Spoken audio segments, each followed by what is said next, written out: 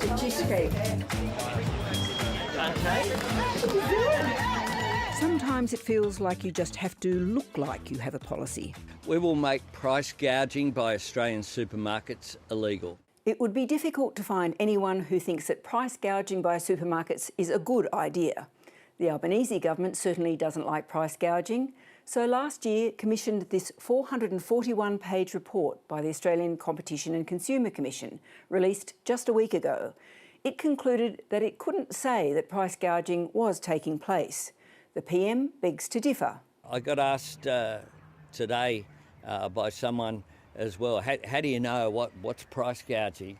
Price gouging is when supermarkets are taking the piss off Australian consumers. Saying you will make price gouging illegal makes good campaign trail sense, even if you are just announcing a task force. That is, you are at least talking about the issue and, if you are Anthony Albanese, irritating the Greens along the way as well. Labor has picked up the Greens' policy to make supermarket price gouging illegal, and that's great news for Australian shoppers. The polls suggest the Coalition has got more support for its proposed halving of fuel excise for 12 months than the government got for its budget and its $17 billion income tax cuts. But Peter Dutton's problems revolve around the centrepiece of his budget address in reply last week, a pledge to have a domestic gas reservation. This will drive down new wholesale domestic gas prices from around $14 per gigajoule to under $10 per gigajoule. Peter Dutton's promise contains a lot more unexploded political ordnance than a simple promise to have a task force. The gas reservation policy is complicated even for policy nerds, which means the opposition leader really needs to be able to explain its bottom line effect. A bit like John Hewson and the impact of GST on a birthday cake. There we go. That's it. We will have, in terms of our offering at the next election, to the Australian people, a definite plan about how we can reduce prices. Not just keep downward pressure, but I want to reduce power prices. I want to reduce power prices because that's how we're going to bring grocery prices down. We'll provide you with some more detail, as we've said.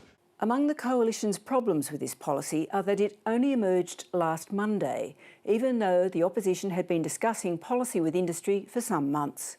The crucial difference between what it had been talking about and what it is doing now is that Peter Dutton has promised an immediate diversion of gas which can get prices down by the end of the year. But he can't explain how he would achieve that and what the price would be. You'd need some modelling for that.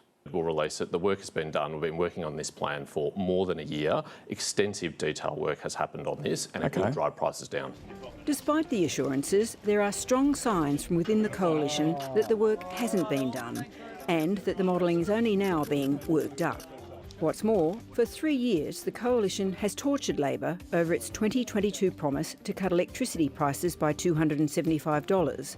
A reason why it doesn't want to be locked into a similar promise of its own. No, we're not planning on putting a dollar figure on how much your personal bills will go down. For months, the Coalition has been pledging to release policies and policy details once the campaign begins.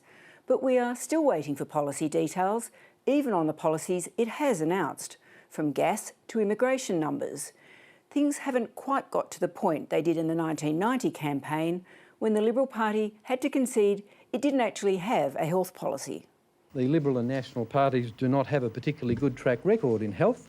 Having said that, I want to say that we are absolutely committed that we don't repeat the same mistakes. But the Coalition now has a nuclear policy it hasn't wanted to discuss, and, like the gas policy, it doesn't seem to be very clear on the details, such as how much nuclear waste it would generate. Quantum depends on the size of the reactor.